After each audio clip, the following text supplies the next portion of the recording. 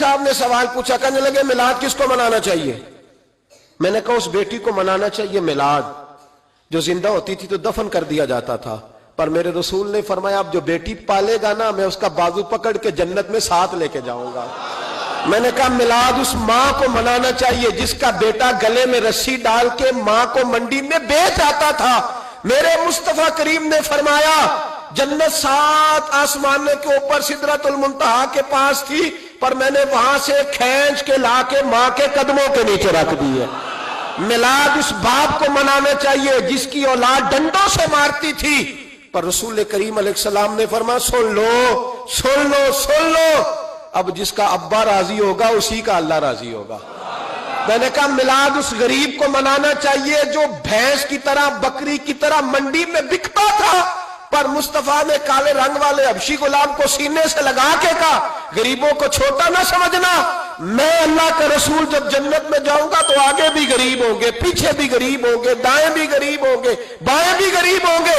فرمایا امیر waiting list میں ہوں گے، 500 سال بعد جنت میں جائیں گے، غریبوں کے لیے جنت کے دروازے 500 سال پہلے ہی کھلوا دوں گا۔ اسے منانا چاہیے، میلاد منانا چاہیے۔ اور میں نے کہا مولوی سن، تجھے پوچھتا کوئی نہ، تیرا ذکر کوئی نہ کرتا، لیکن تو ممبر پہ بیٹھا ہے، تو محمد عربی کے نام کا کھا رہا ہے، تو علی کے نام کا کھا رہا ہے، تو عمر عثمان اور ابو بکر کے نام کا کھا رہا ہے، تو اسنین کا صدقہ کھا رہا ہے۔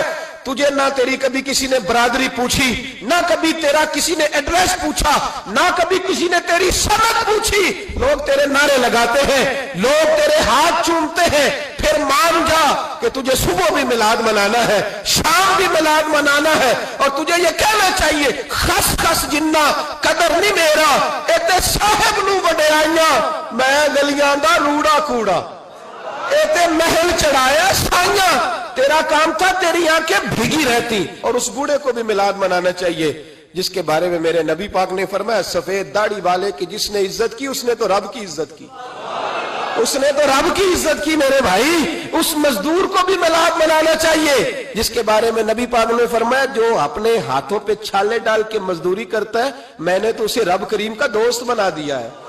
ہر اس طبقے کو میلاد منانا چاہیے جسے میرے رسول نے عزت عطا فرمائی۔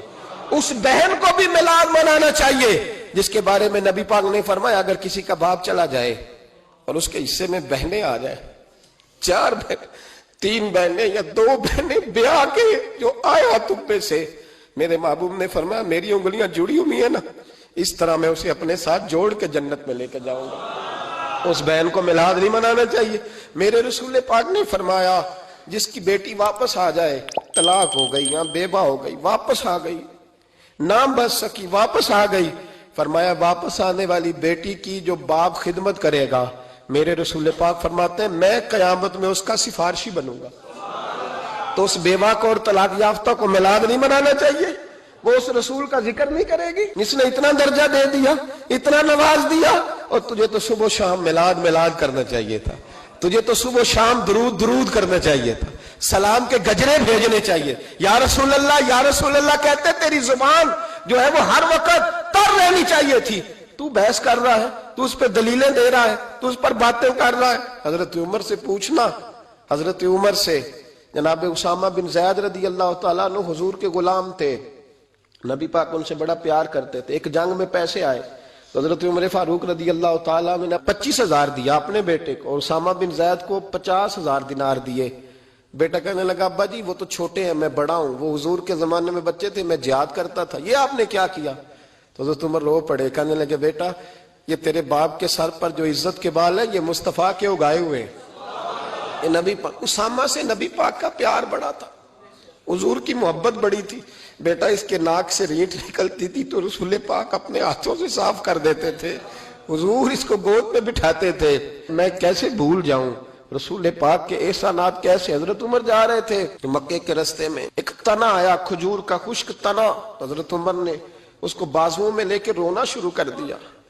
عمر کیا ہوا؟ کہنے لگے یہاں تو میں اونٹ چرایا کرتا تھا، یہاں، اور میرا باپ مجھے مارا کرتا تھا، دیکھو آج عمر نعرہ لگاتا ہے تو کیسر و کسرا کام، او بھائی اصلہ نال جے نیکی کریے، ہاں اصلہ نال جے نیکی کریے، تے وہ نسلاں تاک نہیں بھول دے ہاں بے اصلاں نال نیکی کریے تے پھل کنڈیاں نال تول دے. اور سن تیری دنیا بھی حضور کے صدقے بنی اور تیری قبر میں بھی کوئی ساتھ نہیں جائے گا, کوئی ساتھ نہیں جائے گا. قبر میں بھی مصطفیٰ کریم صلی اللہ ہو. اور دیکھنا قبر کے اندر بھی کبھی کوئی گیا ہے؟ قبر میں بھی رسول پاک, قبر میں بھی رسول پاک, قبر میں بھی رسول پاک. میرے استاد فرمایا کرتے تھے بتاؤ جس قبر میں نبی پاک آئیں گے وہاں عذاب کیا ہونا ہے؟ جب حضور ہی آ گئے تو عذاب کیا ہونا ہے؟ نبی پاک تو جدھر سے گزر جائیں رب وہ جگہ جنت بنا دیتا ہے. وہاں کیا عذاب ہونا ہے؟ وہاں تو دیدار ہونا ہے. تیری قبر میں بھی نبی پاک. اور حضور نے فرمایا میزان عمل پہ عمل تلیں گے تو پھر بھی میں تمہارے پاس ہوں گا.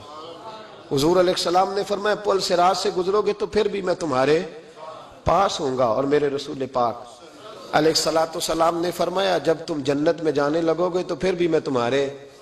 تو بتا تیرے رسول تو ہر وقت تیرے ساتھ ہے, تو کب کب نبی پاک کے ساتھ ہوتا ہے؟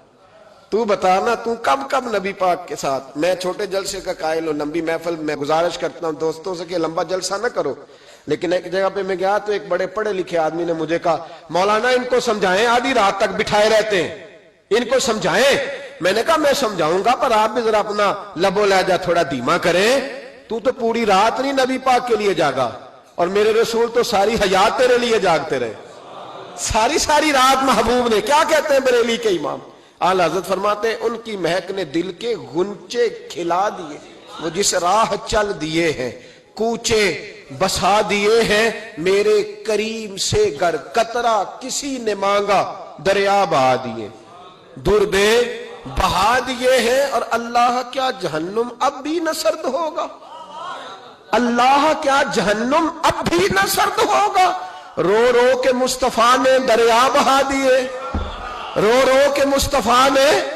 اور پھر کہنے لگے رو رو کے مصطفیٰ نے ان کے نثار کوئی کیسے ہی رنج میں ہو جب یاد آ گئے ہیں سب غم بھلا دیے, جب یاد آ گئے ہیں سب غم. اسی لیے تو ہم کہتے ہیں میلاد کھول کے مناؤ. رسول پاک کا میلاد بہانے کرتے ہیں, بہانے وہ کرتا ہے جس نے کام نہیں کرنا ہوتا, جس نے کرنا ہوتا ہے وہ بہانے. اعلیٰ حضرت نے جو پروگرام دیا وہ بڑا لمبا چوڑا ہے, کب تک کا تجھے کیا بتایا. اعلیٰ حضرت فرما گئے حشر تک ڈالیں گے ہم, حشر تک ڈالیں گے ہم پیدائش مولا کی دھوم, اور مثل فارس نجد کے قلعے گراتے جائیں گے اور خاک ہو جائیں عدو جل کر, مگر ہم تو رضا دم میں جب تک دم ہے ذکر ان کا سناتے